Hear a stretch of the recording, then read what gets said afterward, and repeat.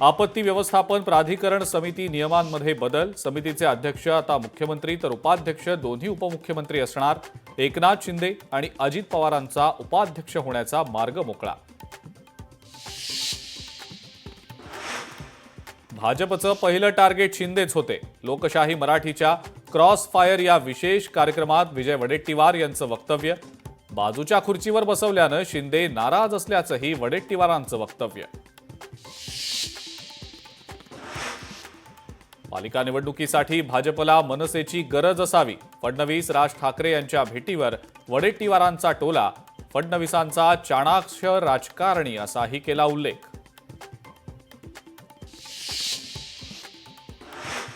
शरद पवार आणि एकनाथ शिंदे आज एकाच व्यासपीठावर दिसणार। दिल्लीतल्या पुरस्कार सोहळ्यात शिंदेंचा शरद पवारांच्या हस्ते पुरस्कार देऊन सन्मान केला जाणार। माझं वाक्य मोडून तोडून दाखवलं। सोमनाथ सूर्यवंशींना न्याय मिळायलाच हवा। जितेंद्र आव्हाड फक्त बीडच्या मोर्चात, मी मोर्चात पहिल्यापासून। सुरेश धस यांचं स्पष्टीकरण।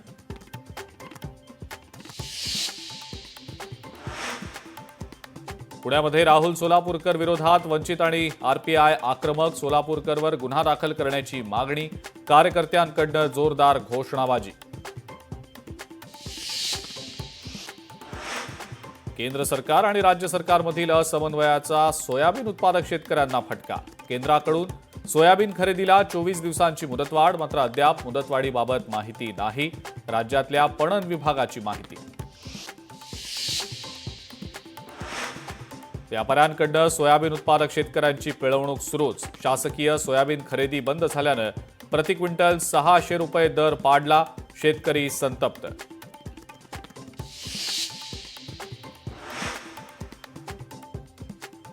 सोयाबीन खरेदीची मुदत वाढवून द्या। विरोधक दिल्लीमध्ये आक्रमक, तर सरकारला शेतकऱ्यांशी काहीही देणं घेणं नाही।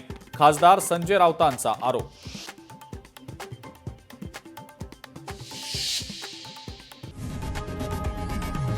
लोकशाही मराठी ऐका, पहा, जागरूक रहा।